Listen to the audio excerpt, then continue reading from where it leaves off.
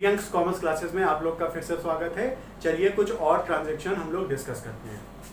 ठीक है, पिछली वीडियो में अगर आप देखेंगे तो हमने कैश डिस्काउंट और ट्रेड डिस्काउंट डिस्कस कर लिया था और आज जो हम ट्रांजैक्शन डिस्कस करेंगे वो ट्रांजैक्शन है चैरिटी के, कि अगर कोई बिजनेस चैरिटी करता है, ठीक, तो उसकी जर्नल एंट्री क्या होगी। ठीक, अब चैरिटी दो तरीके से की जा सकती है। एक होता है कि आपने कैश दे दिया चैरिटी में, और दूसरा ये होता है कि जिस चीज में आप डील कर रहे हो, ठीक, आपने वो दे दिया। मान लीजिए आपकी इलेक्ट्रॉनिक्स की दुकान है, आपकी एसी रखा हुआ है, कोई एनजीओ वाले आते हैं तो आपने उनको क्या किया, एनजीओ को वो एसी एक उठा के दे दिया कि आप अपने एनजीओ में ये एसी लगा लीजिए, आपके काम आएगा। तो ये होता है चैरिटी इन काइंड, इसको हम कहते हैं इन गुड्स। ठीक, मतलब आपने क्या किया, डायरेक्टली पैसे नहीं दिए पर उसको कुछ सामान दे दिया। ठीक, अपने बिजनेस से रिलेटेड कोई सामान उसको उठा के आपने दे दिया कि आप इस्तेमाल कर लीजिए। अब चैरिटी हमारा क्या है, ध्यान रखिए, चैरिटी आपका नॉमिनल अकाउंट है, और नॉमिनल अकाउंट का मतलब चैरिटी आप कर रहे हो तो ये इनकम नहीं होगी, आपकी एक्सपेंस होगी। ठीक, चैरिटी कौन सा अकाउंट है, नॉमिनल अकाउंट है और ये एक्सपेंस है। अगर आप कैश में दे रहे हो, ठीक, या गुड्स में दे रहे हो, ये दो चीजें हो सकती हैं। अब एंट्री आप कैसे करोगे, पहले मान लीजिए हम मान लेते हैं कि आपने किया चैरिटी, ठीक है, पहली एंट्री हम मान लीजिए कैश में की 6000 की, ठीक, और कोई गुड्स दे दिया आपने, गुड्स दे दिया मान लीजिए 15000 का। अब दोनों की एंट्री हम अलग अलग डिस्कस कर लेते हैं। पहले कैश वाली डिस्कस कर लेते हैं। जब कैश की आप बनाओगे एंट्री, तो सबसे पहले चैरिटी जो भी है कैश में दी गई है, इसमें दो अकाउंट सेलेक्ट कर लीजिए जो जिस पे इंपैक्ट पड़ रहा होगा। पहला अकाउंट आपने सेलेक्ट किया चैरिटी। चैरिटी क्या होता है, नॉमिनल, नॉमिनल में होता है एक्सपेंस, मतलब ये डेबिट होगा। क्यों, क्योंकि नॉमिनल का रूल कहता है debit all expenses and losses, credit all income and gain. और दूसरा आपने सेलेक्ट किया कैश। कैश क्या होता है आपका, कैश होता है रियल अकाउंट, और रियल अकाउंट का रूल क्या कहता है, debit what comes in, credit what goes out. तो कैश चैरिटी में आ रहा होगा कि जा रहा होगा, आपने चैरिटी दी है, ठीक है, तो जो कैश है वो आपका आउट हो रहा होगा, इसलिए ये क्रेडिट होगा। एंट्री आप क्या बना दोगे, जर्नल एंट्री। जर्नल एंट्री का फॉर्मेट वही रहेगा, date, particular, amount debit, amount credit,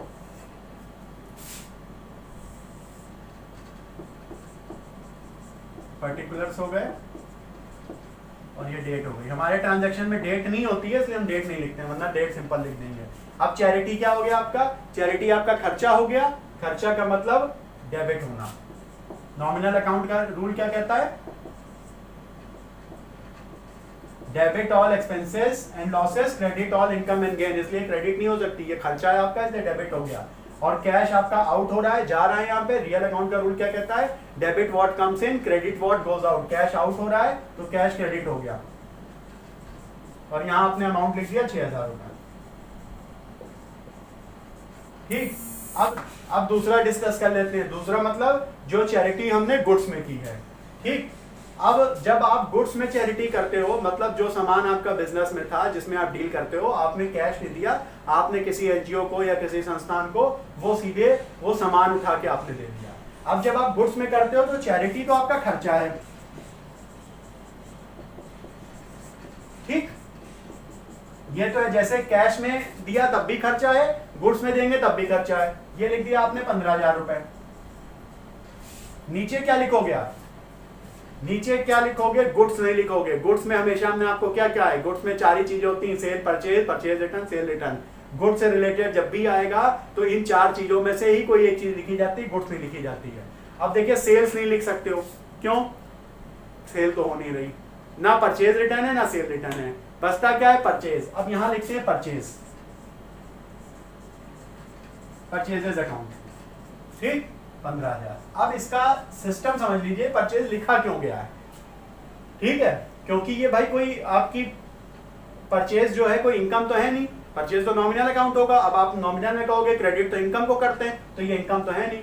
अब इसका जो मुझे कॉन्सेप्ट समझ में आता है वो सिंपल सी बात ये है कि देखिए जब जब आप सामान खरीद रहे होते हो, देखो कोई भी सामान, पिछली वीडियो में आप जाके देखिए, जब भी सामान आप खरीद रहे हो तो परचेज डेबिट हो रहा होता है, purchase debit, purchase debit, purchase debit. क्यों? सामान आ रहा है, ठीक है, परचेज आपका नॉमिनल अकाउंट है तो सामान आने जाने की बात नहीं होती, परचेज नॉमिनल अकाउंट है तो परचेज आपका एक्सपेंस हो गया, इसलिए डेबिट कर देते हो। अब क्योंकि वो जो परचेज आपने अपने यहाँ कर रखी है, ठीक, उसी में से तो वो सामान दे रहे हो, ये गुड्स क्या है?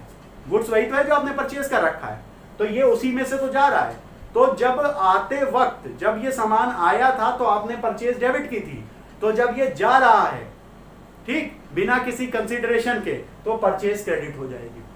भाई अगर कंसिडरेशन के जा रहा होता, किसी उसके बदले हमें कुछ मिल रहा होता, कैश या जो भी कुछ अगर कुछ होता, तो हम सेल्स लिख देते उसको, पर क्योंकि यहां हमें इसके बदले कुछ मिलना तो है नहीं, यहाँ तो केवल हमको क्या करना है, जो सामान खरीदा था बेसिकली उसी से हम माइनस कर रहे हैं, एक तरह से उसी में से हम सामान दे रहे हैं। तो वो जब सामान आया था तो परचेज डेबिट कर दिया था, तो जब सामान जाएगा उसी में से जब सामान जाएगा एज अ चैरिटी तो हम परचेज क्रेडिट कर देंगे। इसमें नॉमिनल अकाउंट का वो रूल नहीं लग सकता, डेबिट ऑल एक्सपेंसेस और credit all income and gain. अगर लग भी सकता है तो आप देखिए उसको इस तरह आपको सोचना पड़ेगा कि जब आपने खरीदा, ठीक, तो आप सामान खरीदा, गुड्स खरीदा, तो आपका एक्सपेंस था, अब उसको आप दिए दे रहे हो एज अ चैरिटी, ठीक, तो अब वहां पे चैरिटी तो आपका एक्सपेंस हो गया, पर आपका क्योंकि जो परचेज था वो आपने जो खर्चा किया था, अब एक्सपेंस करा था कि हम इसको बेचेंगे, तो अब आप बेच तो रहे नहीं हो, उसको तो एज अ चैरिटी दिए दे रहे हो,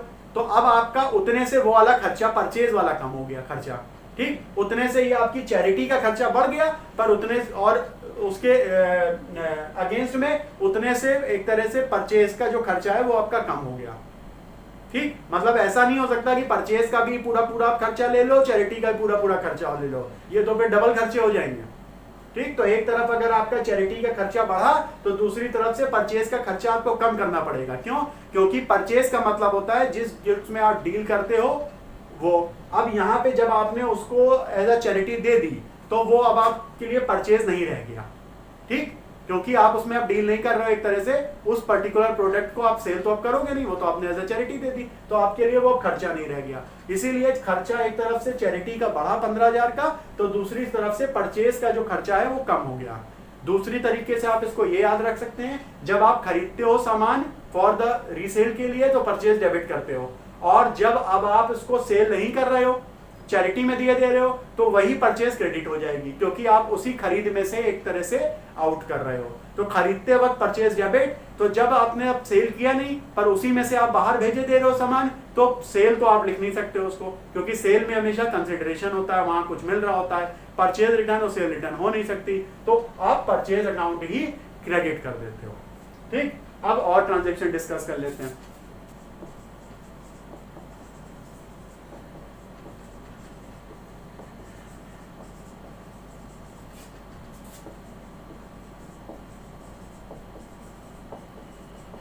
ठीक, अब बात आ गई ड्राइंग्स की, ठीक। ड्राइंग्स क्या होता है?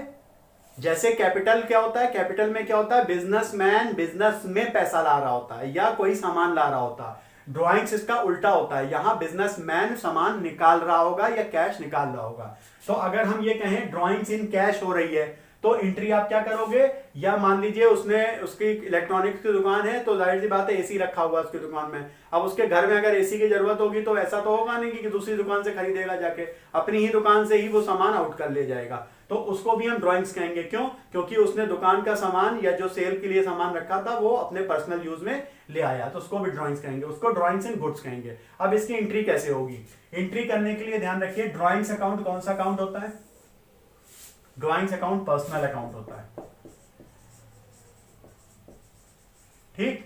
और पर्सनल अकाउंट इसलिए है क्योंकि ड्राइंग्स बिजनेसमैन को रिप्रेजेंट करता है, बिजनेसमैन एक लिविंग पर्सन होगा, ठीक है, इसलिए उसको रिप्रेजेंट करता है, इसलिए ड्राइंग अकाउंट पर्सनल अकाउंट है। पर्सनल अकाउंट में भी ब्रेकअप अगर आप चाहो तो रिप्रेजेंटेटिव पर्सनल अकाउंट है। अब जब वो कैश ले रहा है, बिजनेसमैन कैश ले जा रहा है, ड्राइंग का मतलब क्या होता है, अपने पर्सनल यूज के लिए ले जाना, तो यहां पे ये डेबिट द रिसीवर हो गया,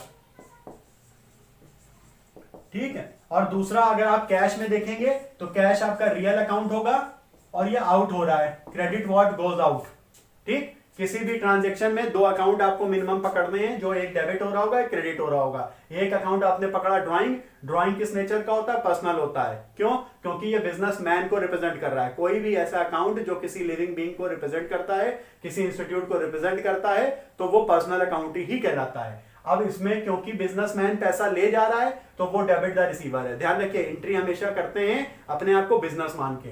यहां बिजनेसमैन को ये ले जा रहा है तो मतलब ये रिसीवर है, और हमारे पास से कैश आउट हो रहा है। कैश रियल अकाउंट होता है, ये आउट है। एंट्री क्या करेंगे आप? अब मैं फॉर्मेट नहीं खींच रहा हूं, ध्यान रखिएगा। डेट है, पर्टिकुलर है, एलएफ है, अमाउंट के दो कॉलम है, डेबिट क्रेडिट। अब आप एंट्री सीधे कर लीजिए, drawings account debit to cash account. ठीक। और जब वो कैश ना ले जाके दुकान का ही कोई सामान अपने पर्सनल यूज में ले आएगा तो आप क्या एंट्री करोगे? ड्राइंग तभी भी डेबिट होगी। क्यों? क्योंकि बिजनेसमैन तो वहां भी रिसीवर है, अपोस्ट्रोफी नहीं लगेगा ये।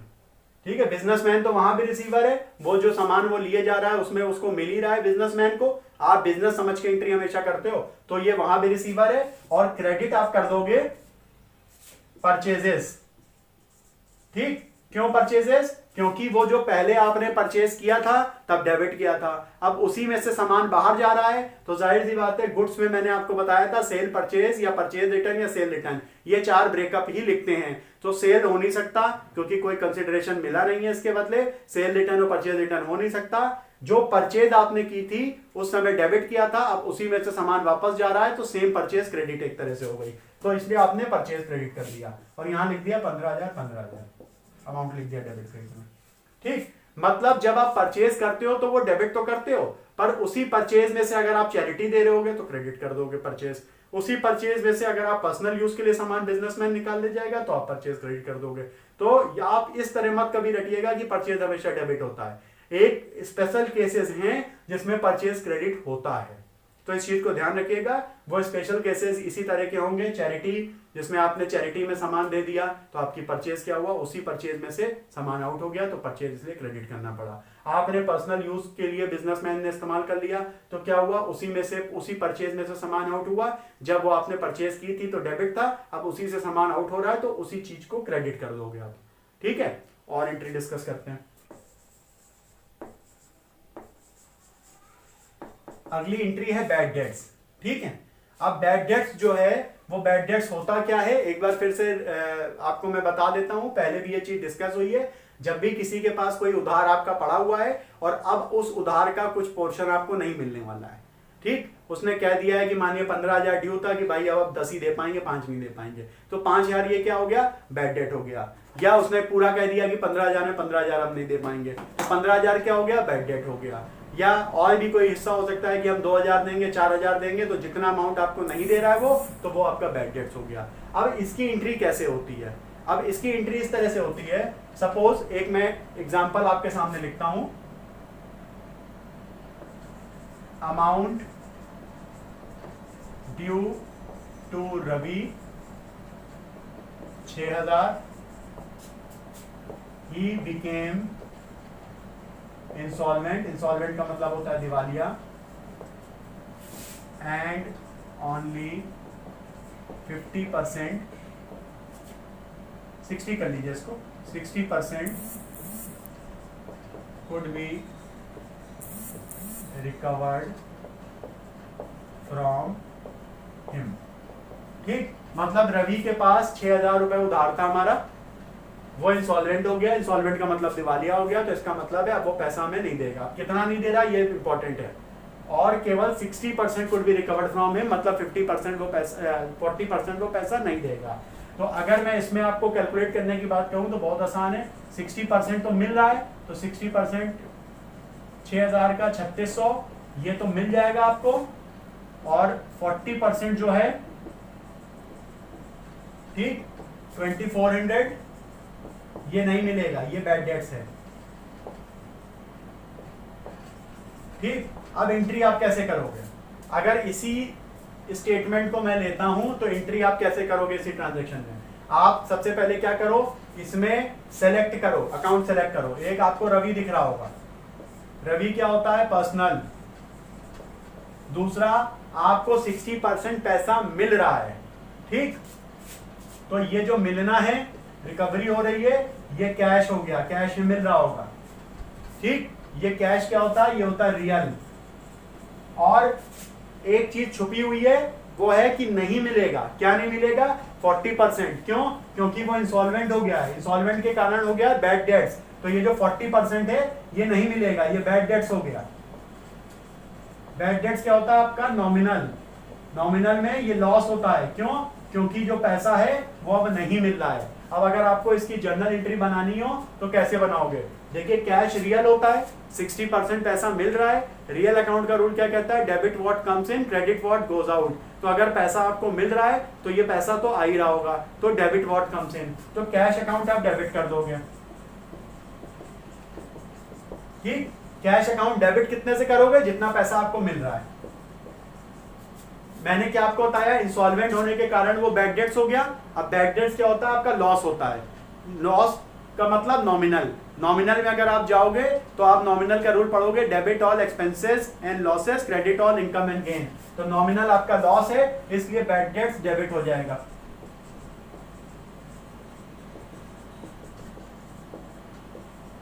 ठीक। और ये जो बंदा है रवि, इसका खाता पूरे 6,000 रुपए से खत्म मामला है इसका 6,000। अब इस पे आप प्रेशर नहीं डाल सकते हो, इसीलिए खत्म किया जाता है। दोबारा इसके बाद नहीं जा सकते हो कि भैया पैसे दो, नहीं। अब अगर इसने अपने आप को इंसॉल्वेंट डिक्लेयर कर दिया, जब भी कोई आदमी अपने आप को इंसॉल्वेंट डिक्लेयर कर देता है तो अब आप उससे जबरदस्ती पैसा नहीं वसूल कर सकते हो। जितना उसने दे दिया वो आपको दे देगा। नॉर्मली होता क्या है, उसका सारी प्रॉपर्टी बेच के जो पैसा है वो रियलाइज किया जाता है। उसके बाद अगर आपका हिस्सा नहीं निकल रहा है तो फिर सॉरी, आपको वो पैसा नहीं मिल पाएगा। इसलिए रवि आपको पूरे 6,000 से क्रेडिट करना पड़ेगा, ठीक। अब अगर मैं ये कहूं कि 4 साल बाद रवि भला आदमी था, 4 साल बाद इसकी स्थिति सुधरी और इसने कहा कि भैया आपका कुछ पैसा था जो उस समय हम नहीं दे पाए थे, वो आपने शायद बैड डेट्स कर रखा होगा, अब हम आपको वो पैसा वापस कर रहे हैं। मतलब बैड डेट्स की रिकवरी हो रही है, बैड डेट्स की रिकवरी हो रही है। 2400 रुपए की, ठीक। बैड डेट्स की रिकवरी हो रही है 2400 की। एंट्री क्या पास करोगे, ठीक। अब देखिए, जब आप एंट्री पास करेंगे ये पैसा रिकवर हो रहा है, इसका मतलब क्या है, पैसा आपके पास आ रहा है। रिकवरी होने का मतलब क्या है, इसमें एक चीज साइलेंट है जो आपको दिख नहीं रही होगी। रिकवरी का मतलब क्या, पैसा आया। तो जो कैश है ये आया तो ये इन हुआ, और कैश होता है रियल अकाउंट, तो डेबिट व्हाट कम्स इन, ठीक। और ये जो बैड डेट्स की रिकवरी हुई, बैड डेट्स का रिकवरी अकाउंट असल में जो होता है वो होता है नॉमिनल। और नॉमिनल में कौन सा होता है, नॉमिनल में होता है इनकम। इसलिए बैड डेट्स रिकवरी क्रेडिट।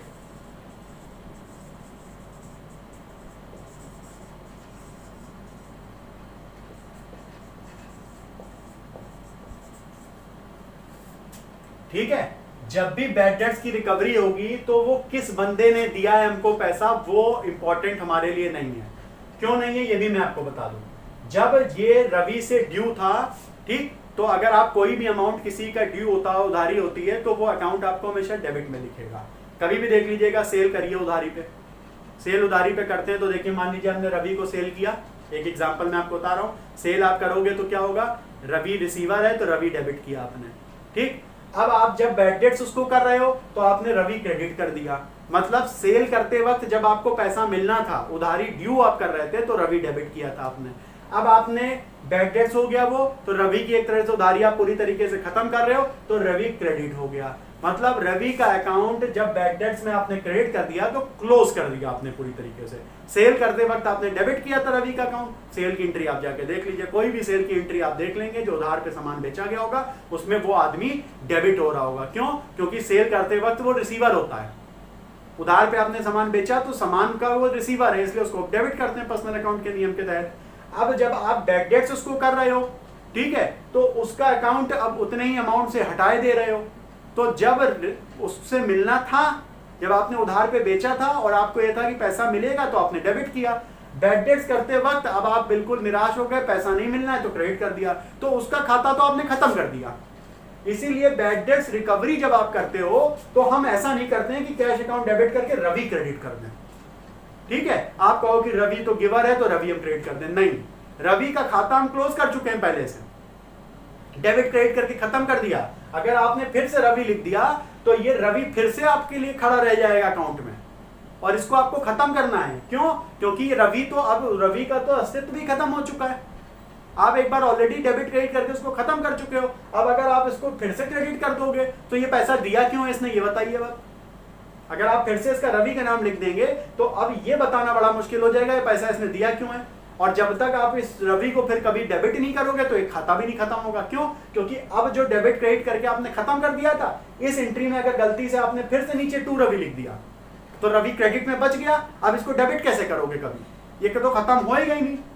तो जब बैड डेट्स रिकवरी होती है तो आपको यह ध्यान रखना है कि हमें पार्टी का नाम कभी क्रेडिट नहीं करना है, पार्टी को फिर से जिंदा नहीं करना है। वो समझ लो मर गई थी पार्टी, मर गई पार्टी। अब जो आपको पैसा मिलेगा वो हमेशा बैड डेट्स रिकवरी के नाम पे मिलेगा। तो पैसा तो मिला तो कैश अकाउंट डेबिट, पर पार्टी नहीं कभी क्रेडिट करिएगा। जिस पार्टी से आपको मिला है उसका नाम कभी मत लिखिएगा, हमेशा यहाँ पे बैड डेट्स रिकवरी ही लिखा जाएगा जो आपकी इनकम होती है। अब कुछ और ट्रांजेक्शन डिस्कस करते हैं। ट्रांजेक्शन डिस्कस करते हैं सैलरी आउटस्टैंडिंग। ठीक, आउटस्टैंडिंग पहले भी आपको बताया जा चुका है, ये वो खर्चे होते हैं जो खर्चे तो हो गए पर इनका पेमेंट अभी हमने किया नहीं है। जैसे महीने भर की सैलरी का जो पेमेंट होता है कोई भी ऑर्गेनाइजेशन नेक्स्ट मंथ में देती है, तो उस महीने के लिए वो एक तरह से आउटस्टैंडिंग है। अगर आप 31 मार्च की बात करें, आउटस्टैंडिंग का कॉन्सेप्ट ईयर एंड पे ज्यादा इंपॉर्टेंट होता है क्योंकि वहां पे ईयर चेंज हो रहा होता है। खर्चा वो मार्च का है, मतलब पिछले फाइनेंशियल ईयर का है, जबकि पेमेंट उसका नेक्स्ट फाइनेंशियल ईयर में हो रहा होगा। बाकी किसी में इसलिए नहीं होता क्योंकि ईयर सेम है तो कोई फर्क नहीं पड़ता। जनवरी का खर्चा है, मान लिया फरवरी में भी पेमेंट हो रहा है तो वो with in same year fall करता है, तो कोई फर्क नहीं उसमें पड़ने वाला। पर मार्च वाले जो मंथ होता है उसमें बड़ा इंपॉर्टेंट होता है। क्यों? क्योंकि वहां ईयर चेंज हो रहा होता है हमारे अकाउंटिंग ईयर के हिसाब से। ठीक है, तो अगर हमने अप्रैल में उसका खर्चा बुक कर लिया तो गलती हो जाएगी हमसे। क्यों? क्योंकि खर्चा वो पिछले ईयर का है, इसलिए वहां पे आउटस्टैंडिंग की एंट्री ज्यादा इंपॉर्टेंट हो जाती है। अब मान लीजिए सैलरी आउटस्टैंडिंग है, कैसे? मार्च की सैलरी बंदों ने काम कर दिया है, अब सैलरी कब देंगे? हम अप्रैल में देंगे। ठीक, तो अब इसकी रिकॉर्डिंग तो 31 मार्च को आपको करनी पड़ेगी, क्योंकि अगर आप सैलरी रिकॉर्ड नहीं करोगे तो ये खर्चा नहीं बुक होगा। तो अब ये एंट्री करते कैसे हैं? तो जैसे कभी भी कोई भी खर्चा हो सकता है, ये सैलरी का भी आउटस्टैंडिंग हो सकता है, मान लीजिए दूसरा कोई खर्चा रेंट है वो भी आउटस्टैंडिंग हो सकता है, कोई भी आउटस्टैंडिंग हो सकता है खर्चा। मतलब कि सॉरी हमारा हो तो गया है खर्चा पर हमने पेमेंट नहीं किया है, तो इन तरह के खर्चों को हम रिकॉर्ड कैसे करते हैं? 31 मार्च को हम एंट्री क्या पास करेंगे? जब भी आपको सैलरी आउटस्टैंडिंग दिखे, मान लो 6000 रुपए है, तो इसकी एंट्री आप क्या करोगे? सैलरी आउटस्टैंडिंग जो अकाउंट होता है, ये अकाउंट होता है पर्सनल अकाउंट। कौन सा अकाउंट होता है? Personal account. और इसमें क्या है? सैलरी आउटस्टैंडिंग है। आउटस्टैंडिंग की एंट्री डाली ही इसीलिए जा रही है कि एक तरफ आप खर्चा बुक कर लो और दूसरी तरफ आप उसका उधार दिखा दो। क्यों? क्योंकि सामने वाली पार्टी ने आपके लिए मेहनत कर दी है। तो जब सैलरी कोई भी आउटस्टैंडिंग की एंट्री डालोगे तो हमेशा उस खर्चे को डेबिट कर दो। उस खर्चे को, आउटस्टैंडिंग की जब भी एंट्री डालोगे उस खर्चे को डेबिट कर दो। क्यों? क्योंकि आप खर्चे को रिकॉग्नाइज करना चाहते हो, इसीलिए आउटस्टैंडिंग एंट्री डाल रहे हो। ठीक, आप खर्चा इसी साल बुक करना चाहते हो, आप चाहते हो फाइनेंशियल ईयर जो खत्म हो रहा है उसी में मेरा खर्चा बुक हो जाए, नेक्स्ट ईयर वो खर्चा ना चला जाए, इसीलिए आप उस खर्चे को डेबिट कर देते हो। अगर सैलरी आउटस्टैंडिंग है तो सैलरी डेबिट कर दोगे, रेंट आउटस्टैंडिंग है तो रेंट डेबिट कर दोगे, इलेक्ट्रिसिटी बिल आउटस्टैंडिंग होते हैं लोगों के। क्यों? क्योंकि ऐसा नहीं होता है कि 31 मार्च को ही आप पेमेंट कर दोगे बिल का। ठीक, बिल अगर जनरेट होकर 7 अप्रैल, 8 अप्रैल, 9 अप्रैल में आएगा तो पेमेंट उधर करोगे, पर आपको खर्चा पिछले ही फाइनेंशियल ईयर में बुक करनी है। तो जो सैलरी जो भी आउटस्टैंडिंग है उसका खर्चा, सैलरी आउटस्टैंडिंग है तो सैलरी उसका खर्चा है वो डेबिट कर दोगे, रेंट आउटस्टैंडिंग है तो रेंट उसका खर्चा है तो वो डेबिट कर दोगे, इलेक्ट्रिसिटी बिल आउटस्टैंडिंग है तो इलेक्ट्रिसिटी बिल में इलेक्ट्रिसिटी उसका खर्चा है तो वो डेबिट कर दोगे। ठीक, तो सैलरी डेबिट कर दोगे। और सैलरी आउटस्टैंडिंग जो है, शॉर्ट में लिखना होगा आउटस्टैंडिंग को। ठीक, वो आप क्रेडिट कर दोगे। अब ये पर्सनल अकाउंट का रूल क्या कहता है, debit the receiver credit the giver. अब आप कह रहे हो कि मैंने कह दिया इसको क्रेडिट करने को, तो ये गिवर कैसे हो गया? अब आपके दिमाग में आ सकता है ना कि भैया गिवर तो है नहीं, हमें तो इसको पैसा देना है। हाँ, नियम यही कहता है, पैसा देना है, ये पैसे देने की ट्रांजैक्शन नहीं है। ध्यान रखिएगा, ये ट्रांजैक्शन पैसे देने की नहीं है, ये ट्रांजैक्शन केवल उसकी मेहनत को एक तरह से रिकॉर्ड कर रही है कि हाँ उसने आपके लिए 1 महीने मेहनत कर दी, इसलिए आप उस खर्चा बुक कर रहे हो। तो यहाँ पे वो क्रेडिट द गिवर है। क्यों? क्योंकि इस ट्रांजैक्शन के हिसाब से उसने मुझको अपनी वो मेहनत, उसने वो एफर्ट मुझे दी है, इसलिए वो क्रेडिट द गिवर है। सैलरी आउटस्टैंडिंग पर्सनल अकाउंट होता है, पर्सनल अकाउंट का रूल कहता है debit the receiver credit the giver. ठीक, अब आप कंफ्यूज इसमें ये हो सकते हो कि क्रेडिट, मैंने इसको सैलरी आउटस्टैंडिंग क्रेडिट की है, तो आप क्या हो गए भाई ये क्रेडिट कैसे हो गया, यहाँ तो इसको मिलना है पैसा। भाई किसी ने अगर आपके लिए काम कर दिया, सैलरी मतलब आपके लिए मेहनत कर दी, आपके लिए काम कर दिया, तो अब तो आप उसको सैलरी दोगे, तो वो गिवर कैसे हुआ? ठीक, जी हाँ, सैलरी हम देंगे, पर यहाँ अभी वो देने की तो बात ही नहीं हो रही है, यहाँ अभी उसको कुछ दे रहे नहीं है, हम केवल उसके एफर्ट को रिकॉर्ड कर रहे हैं, एडमिट कर रहे हैं कि हाँ भैया हमें तुम्हें देना है पैसा। अभी हम दे नहीं रहे हैं, पर हम इस एंट्री के थ्रू एक तरफ तो अपना एक्सपेंस रिकॉर्ड कर रहे हैं, हम ये कह रहे हैं कि हाँ ये मेरा खर्चा उसी साल का है, दूसरी तरफ उसने मेरे लिए जो मेहनत करी है, जो एफर्ट किए हैं, उस कारण से हम इसकी एंट्री को क्रेडिट द गिवर मान रहे हैं। क्यों? उसने क्या हमें दिया है, उसने हमें मेहनत दी है अपनी, उसने हमें एफर्ट दिए हैं अपने, इसलिए हम सैलरी आउटस्टैंडिंग यहाँ उसको गिवर मान रहे हैं। क्यों? क्योंकि इस एंट्री में केवल उस मेहनत की रिकॉर्डिंग हो रही है और पेमेंट इसका बाद में किया जाएगा, इसीलिए सैलरी आउटस्टैंडिंग क्रेडिट हुआ। और ये आपने लिखा 6000 आपने 6000 से अमाउंट लिख दिया। ध्यान रखिए, कंफ्यूज मत होइएगा, ये मत कहिएगा ये गिवर कैसे हो गया यहाँ पे, क्योंकि भैया इसको तो हमें पैसे देने हैं। भाई जब पैसे देने होंगे ना, तब उसकी एंट्री में उसको लिखाना डेबिट द रिसीवर। अभी यहाँ पैसे नहीं दे रहे हैं आप इसको, आप केवल उस फैक्ट को रिकॉर्ड कर रहे हैं कि भाई उसने हमारे लिए मेहनत करी है। ठीक, एक तरफ वो आउटस्टैंडिंग को क्रेडिट करने से वो फैक्ट रिकॉर्ड हो जाता है कि हाँ उसने हमें मेहनत करी है, तभी हम उसको पैसे दे रहे हैं, और दूसरी तरफ हमने अपना खर्चा बुक कर लिया है। ठीक, खर्चा इसलिए बुक किया है क्योंकि अगर मान लिया मार्च का है तो खर्चा वो पिछले फाइनेंशियल ईयर का है, क्योंकि मार्च पे फाइनेंशियल ईयर खत्म होता है। अगर आप पेमेंट के हिसाब से बुक करने लगोगे तो वो अप्रैल में चला जाएगा, गड़बड़ हो जाएगी, क्योंकि खर्चा हमेशा उसी साल का बुक होना चाहिए जिस साल का वो है। पेमेंट से कोई मतलब नहीं होता कि उसका पेमेंट कब हो रहा है। ठीक, अब यही जब आप इसको पे करने की बात आएगी, ये एंट्री मान लीजिए 31 मार्च की है। ठीक, मैंने आपको बताया था कोई भी संस्था होती है वो मार्च की सैलरी मार्च में नहीं दे पाती है। मान लीजिए उसने पेमेंट करा 7 अप्रैल को, संस्था का नियम था कि भैया हम 7 अप्रैल को पेमेंट करेंगे पिछले महीने की, तो खर्चा पिछले साल का है पर पेमेंट अगले साल में हो रहा है। अब यहाँ पे क्या करोगे, यहाँ ये जो सैलरी आउटस्टैंडिंग पहले क्रेडिट कर रखी थी आपने, अब इसी को डेबिट कर देंगे, क्योंकि यही खाता खत्म हो रहा है। सैलरी आउटस्टैंडिंग किसको रिप्रेजेंट करता है? सैलरी आउटस्टैंडिंग होता है पर्सनल, और पर्सनल का रूल क्या कहता है? पर्सनल क्यों है? क्योंकि ये उन लोगों को रिप्रेजेंट कर रहा है जिन्होंने हमारे लिए काम किया है। अब ये पर्सनल का रूल क्या कहता है? Debit the receiver credit the giver. तो यहाँ पे वो रिसीवर नहीं था, यहाँ पे वो गिवर था। क्यों? क्योंकि इस एंट्री में हम उसकी मेहनत रिकॉर्ड कर रहे हैं, केवल उसके एफर्ट को रिकॉर्ड कर रहे हैं। यहाँ वो रिसीवर है, जब हम उसको पेमेंट दे रहे हैं 7 अप्रैल को जब हम पैसा दे रहे हैं तो वो रिसीवर है। तो यहाँ जो अमाउंट डेबिट होगा वो सैलरी आउटस्टैंडिंग, सॉरी यहाँ मैंने अकाउंट लिख दिया, सैलरी आउटस्टैंडिंग अकाउंट डेबिट हो जाएगा, और यहां पे क्रेडिट आप कर दोगे कैश या बैंक। क्यों? क्योंकि जब आप किसी को पेमेंट दे रहे हैं, ये ट्रांजैक्शन है सैलरी आउटस्टैंडिंग पेड, मतलब पिछले महीने की जो सैलरी थी वो हमने पे करी है। अब पिछला महीना मार्च था तो मार्च में रिकॉर्ड कर ली थी, अप्रैल में इसकी पेमेंट हो रही है। तो अब जब पहले आपने आउटस्टैंडिंग बना दिया था तब वो क्रेडिट था, तो आप अब उसी चीज को डेबिट कर दोगे। और पैसा कैश क्या है आपका? कैश आपका है real account, debit what comes in credit what goes out. तो यहाँ पैसा आपका जा रहा है इसलिए आपने क्रेडिट कर दिया है। दूसरा फैक्ट आप देख लो कि एक तो ये मैंने आपको समझाया कि जब बना था तब क्रेडिट हुआ था आउटस्टैंडिंग, अब पेमेंट कर रहे हो तो डेबिट हो जाएगा। दूसरा आप ये सोच सकते हो कि यहाँ पे आप कैश दे रहे हो उसको, सैलरी आउटस्टैंडिंग रिप्रेजेंट करता है। सैलरी अकाउंट, सैलरी आउटस्टैंडिंग कौन सा होता है? पर्सनल। पर्सनल इसलिए क्योंकि ये उन लोगों को रिप्रेजेंट कर रहा है जिनको हमें सैलरी देनी है। अब यहाँ पे एक्चुअली आप कैश दे रहे हो। जो चीज आप यहाँ सोच रहे थे, यहाँ मत सोचना कि वो रिसीवर है, भैया यहाँ वो गिवर है, यहाँ केवल उसकी मेहनत रिकॉर्ड हो रही है, जो मेहनत उसने हमें दी है।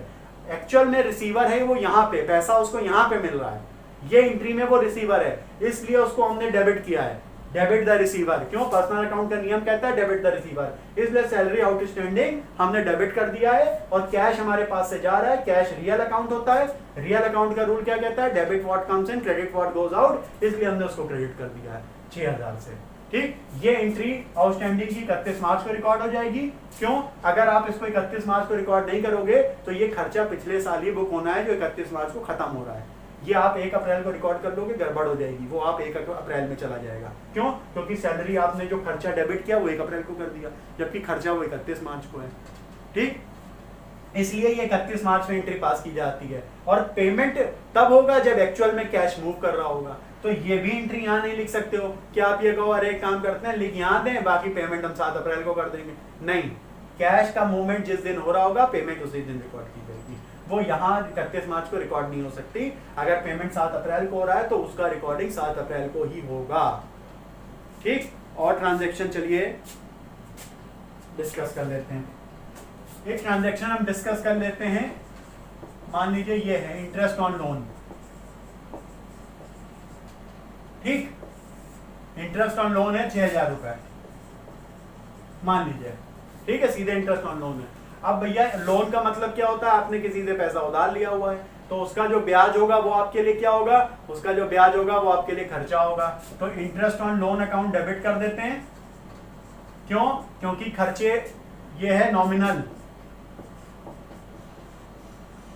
ठीक, और नॉमिनल क्या कहता है? Debit all expenses and losses, credit all income and gain. इसीलिए जो इंटरेस्ट ऑन लोन है ये डेबिट कर दोगे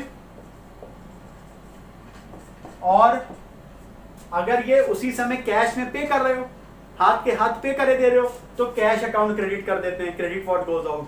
पर नॉर्मली होता क्या है, हम उस समय पे नहीं कर रहे होते हैं। ठीक, अगर पे कर रहे हैं तो कैश क्रेडिट हो जाएगा, पर कभी कभी हम पे नहीं कर रहे होते हैं, इसको केवल हम रिकॉर्ड कर लेते हैं कि हाँ फाइनली साल भर बाद मान लीजिए हम पेमेंट कर रहे हैं, अभी कुछ नहीं पेमेंट करना है, साल भर बाद पेमेंट कर रहे हैं। तो अगर कभी ऐसा होता है कि जो इंटरेस्ट है वो हाथ के हाथ कैश में पेमेंट नहीं कर रहे हो, कैश में पेमेंट कर रहे होते तो सीधे कैश आउट कर देते, credit what goes out, cash credit कर देते।